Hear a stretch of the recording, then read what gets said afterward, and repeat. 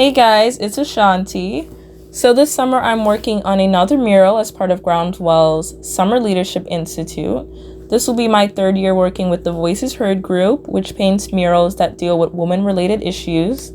Previously, in the past 2 years, we planned out the mural design and mixed the colors we would use for the wall prior to the start of the summer. But this year, the mural is being painted fully indoors on polytab, which is industrial grade paper, and it's going to be installed on the wall at the end of the summer.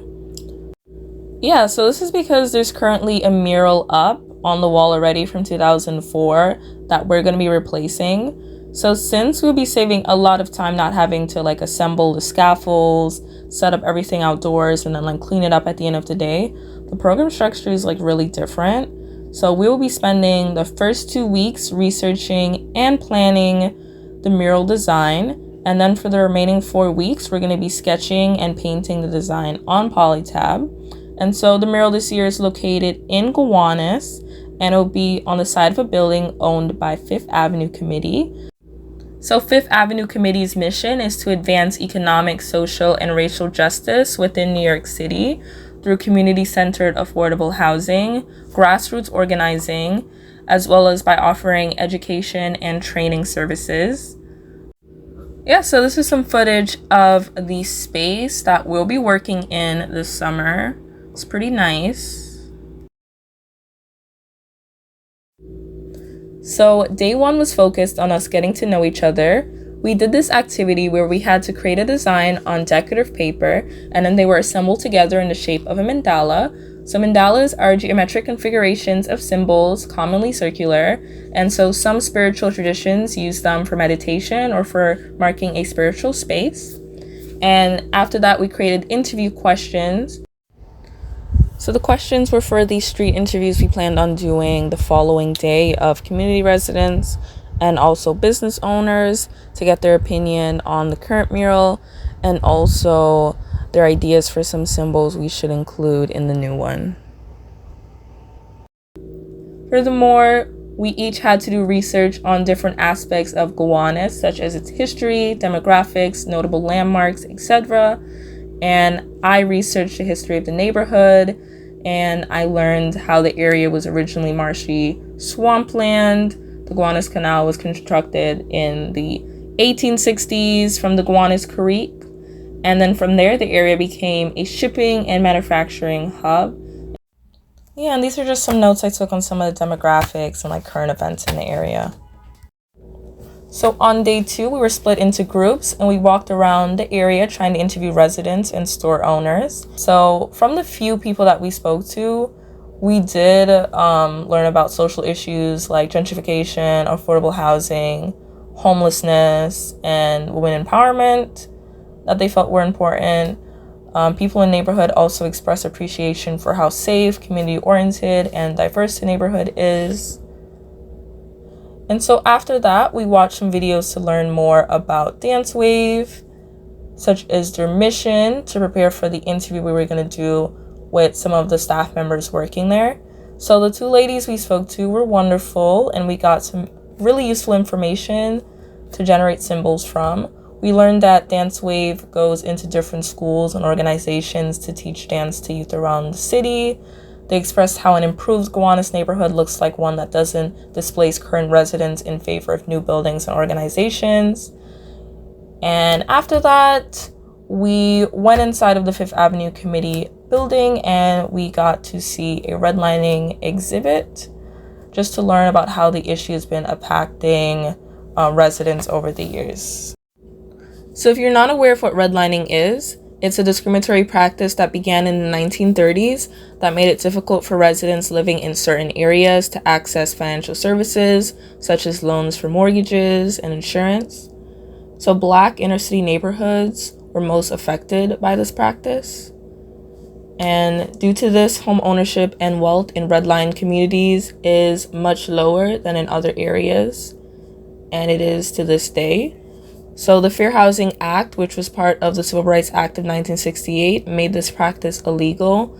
So while redlining neighborhoods or regions based on race, religion, or marital status is currently illegal under U.S. law, Lending institutions are currently allowed to take economic factors into account when making loans. Yeah, so my favorite part of the exhibit was the timeline because it helped me make connections between other racial histories of the past with redlining, and there was also this option where you could share your own story or make a reflection based on like events you thought were missing from the timeline, and that I thought that was a good way to engage like the audience. So on day 3, we all drew these quick sketches of symbols that corresponded to some concepts we were thinking of basing the mural around, like defiant joy and security. And we also played this game called Telephone Pictionary, where we each had to write a saying on a piece of paper, and then we like folded it in like this accordion style, and next person had to draw it. The person after that has to try to like guess the message it's trying to convey. And then after like 5 rounds, we observed how the message like changes over time. And so this was like a lesson in how we need to be cautious of the types of symbols we use in the mural, because like everyone's gonna have a different interpretation. So on day 4, we visited this really cool museum in Harlem. I would definitely recommend you go check it out if you're a museum goer, because the art was really beautiful and unique.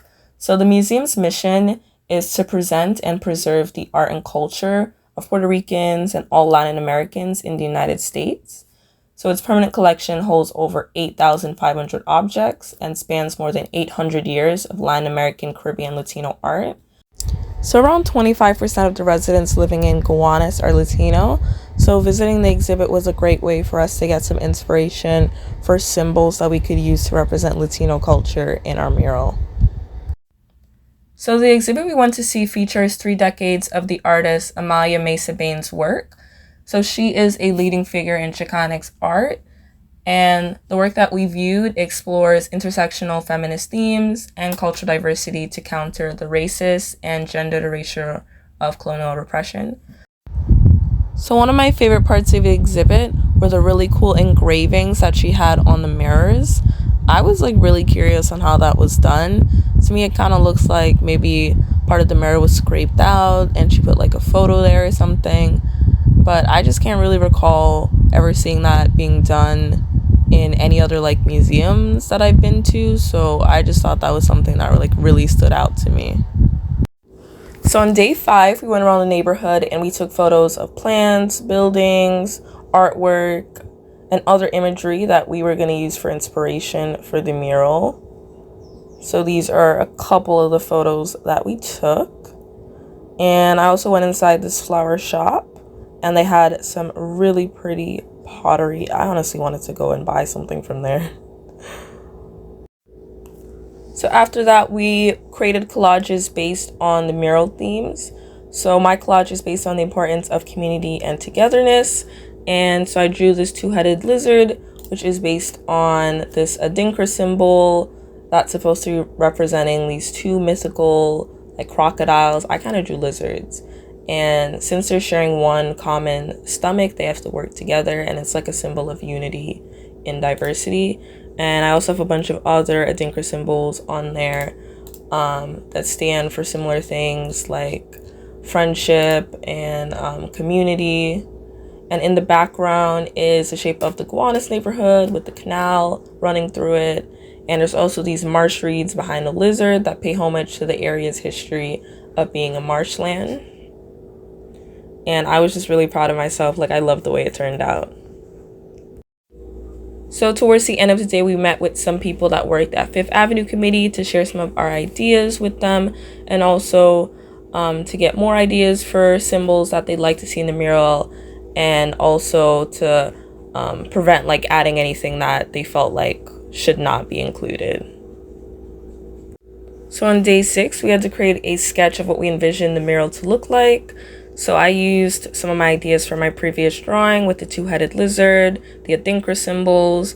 I included the marsh reeds, the canal and the bridge, as well as the shape of Gowanus around like in the background with a bunch of like stick figure people to represent the residents. So the stick figure people is an idea I got from the museum exhibit we visited last week, and I just thought it was like a really cool idea. So then we were placed into groups of 3 or 4 to combine our ideas together into one mural design on a piece of paper representing the wall.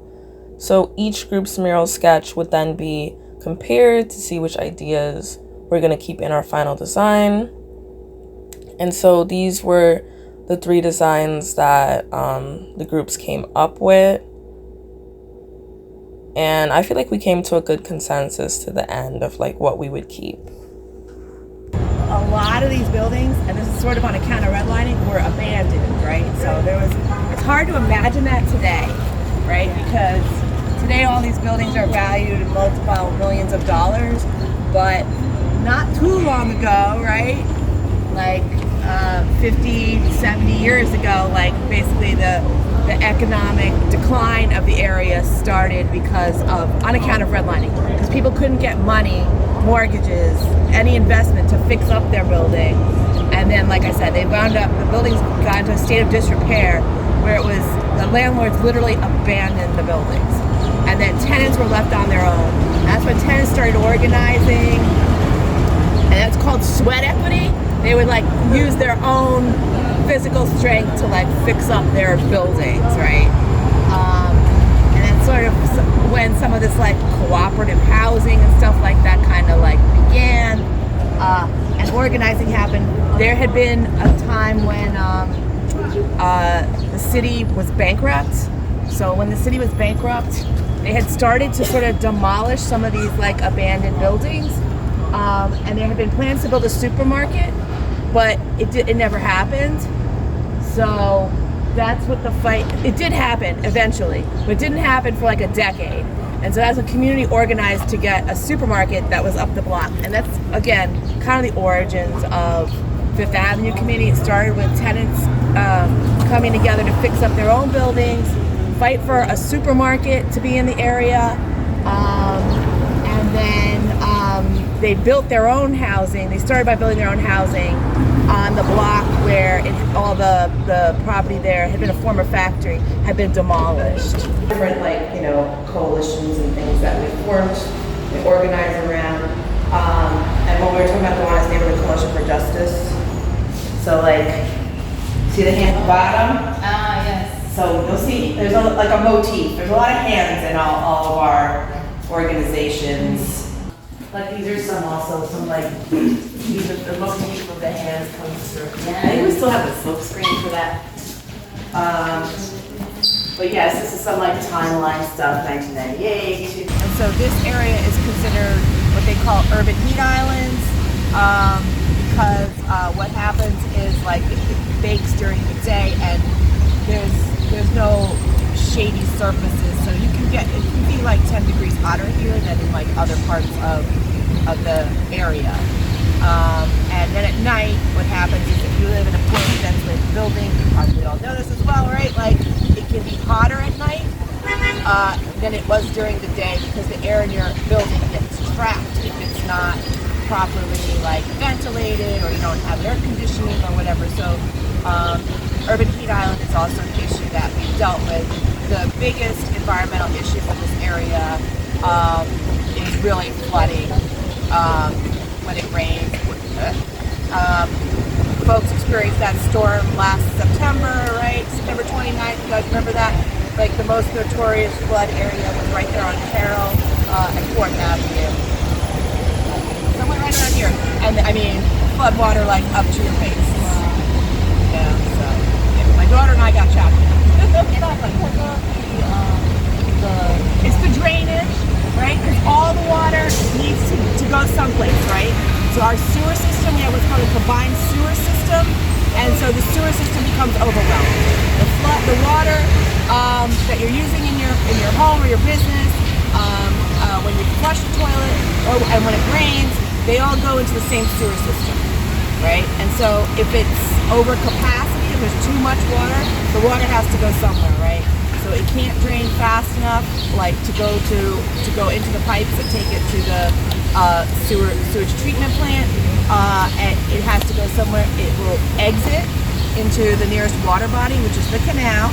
So we have these combined sewer overflow points, and that's common. That is something that is all over the Northeast, right? because we don't have what's called a separated sewer system. We have a combined sewer system, and older cities have that. Yesterday, sheens here. All right. The what? Sheens that are beautiful, like rainbow colors. It's like toxic. So that is. I'm sorry. Go ahead. So the lady from the walking tour, she sent us a bunch of past photos and videos from Fifth Avenue Committee that we were looking through for further inspiration. So that's kind of the focus of day 8. And we were also taking note of the potential slogans we could include in the mural. We continued working on the symbols that we started yesterday. And these are some of mine. I kind of drew this boat that I found on like Google Images.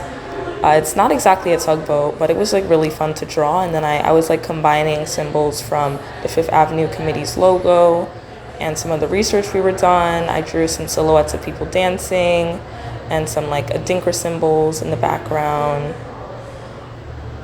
And then we also got a chance to practice blending colors using acrylic paint, and we created I kind of, since I already had some practice blending colors, I kind of just did my own little design. And these are all like the color palettes that everyone worked on of some colors they wanted to see represented in the mural. So the following week, our lead artist showed us the current draft of the mural design. So we were going to be meeting with Fifth Avenue Committee later on during the week just to get like their final opinions and input before everything was finalized. But this was pretty much near similar to what we ended up painting on all of the polytabs. So I'm just going to show just the digital sketch, and then I'm going to include like a montage of just like the different progress we made on the polytabs for like the next couple weeks. So anyways, just to explain the design, on the far left there is a swamp scene that represents what the land in Gowanus used to be before it was developed on. So in the digital sketch there is this like Lenape pattern that our lead artist picked out, but we felt that it was a little bit too complicated when it came time to transfer it. So in the end we decided on one that was a lot more simple, but I think it was just as beautiful.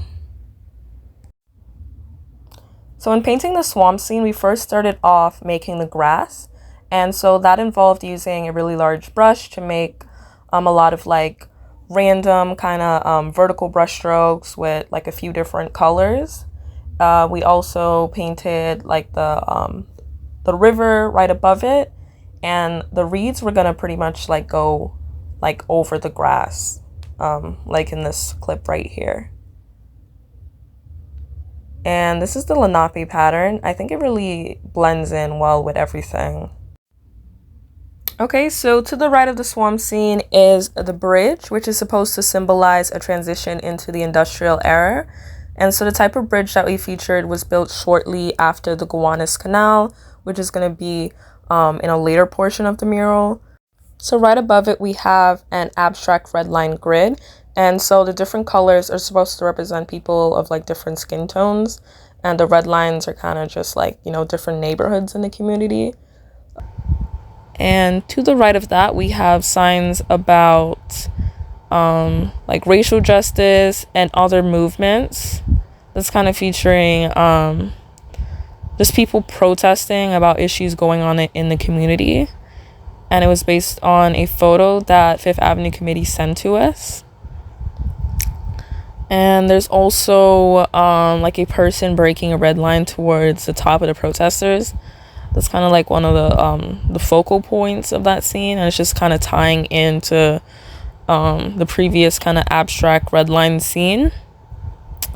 Okay, and then to the right of that, there's a mashup of different colors to represent the flags of different nations. Yeah, so the flags are meant to represent the rich diversity that exists in Gowanus. Like, for example, like the yellow, green, and black is supposed to represent Jamaica. The blue, red, yellow are colors of Venezuela, Haiti, and the Dominican Republic. The flag, it's being pulled by the tugboat, which represents the working class. And that was an idea that that came up at a meeting that we had with members of Fifth Avenue Committee. They were like very vocal about specific things that they wanted to see included in the mural.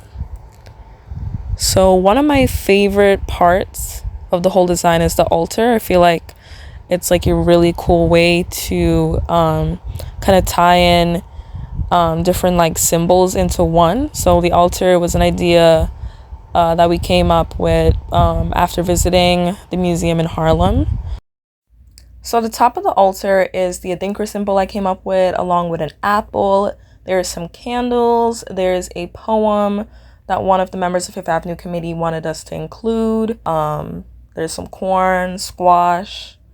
There's some dominoes, a set of house keys, and then there's this portrait that I worked on of a community member who gave their permission to be included in the mural.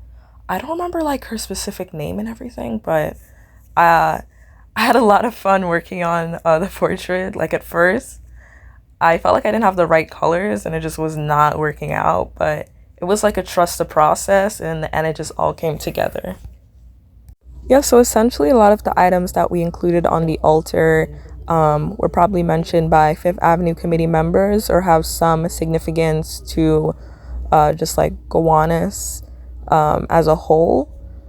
I wish I had remembered the exact meaning of everything in specific, but I just feel like everyone will be able to just look at the item and kind of like associate like their own significance to it.